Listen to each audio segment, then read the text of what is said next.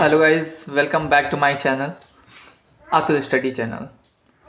तो आज हम लोग पढ़ेंगे फिजिक्स के चैप्टर 1 के मोस्ट इम्पॉर्टेंट टॉपिक्स, जिसमें कूलाम का नियम नंबर 1 पे आता है।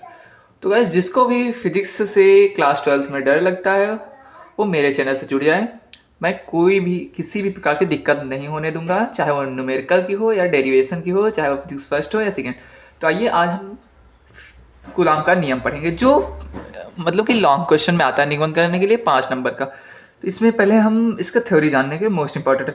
तो कूलाम के नियम होता क्या है, तो ये देखो, जब दो स्थिर बिंदु आवेश अल्प दूरी पर स्थित होते हैं, यानी कि जैसे एक ये है, एक ये Q1 है और ये Q2 है, इनके बीच अल्प दूरी पर स्थित होते हैं, तो उनके मध्य एक स्थिर वैद्युत बल कार्य करता है, यानी कि वो बल आकर्षण एवं प्रतिकर्षण का ये दोनों होता है। तो आप लोग आकर्षण प्रतिकर्षण बल तो जानते ही होंगे, जिसे कूलाम्बी बल कहते हैं।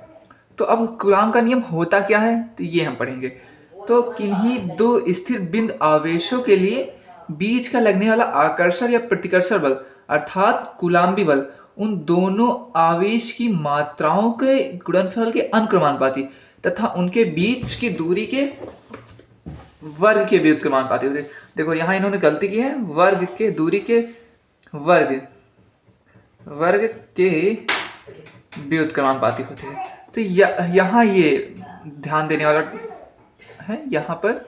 तो फिर माना दो बिंदु आवेश Q1 Q2 हैं, एक दूसरे से r दूरी पर स्थित है, इनके बीच लगने वाला बल F है, मान लेते हैं F है। तो इन्होंने कहा कि इनके दोनों आवेशों के अनुक्रमानुपाती अर्थात F proportional to Q1 Q2 तथा इनके बीच की दूरी के वर्ग के व्युत्क्रमानुपाती है। तो आप ये लोग समझ गए होंगे, इसको समीकरण 1 माना, इसको 2 माना।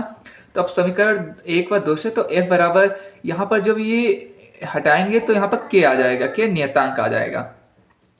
तो Q1 Q2 upon are square ये इतना हो जाएगा। फिर इसके बाद हम वैद्युत क्षेत्र के लिए K का मान होता है 1/4πε0। K का मान है वो चुंबकीय क्षेत्र के लिए अलग होता है, वैद्युत क्षेत्र के लिए अलग होता है। तो अब इसके K का मान यहाँ रखेंगे तो F बराबर आ जाएगा 1/4πε0 Q1 Q2 आर स्क्वायर, जहाँ पर ये दोनों आवेश इनके बीच की अल्प दूरी है, ये निर्वात की ये मतलब माध्यम की वैद्युतशीलता है, इसको बल कहते हैं।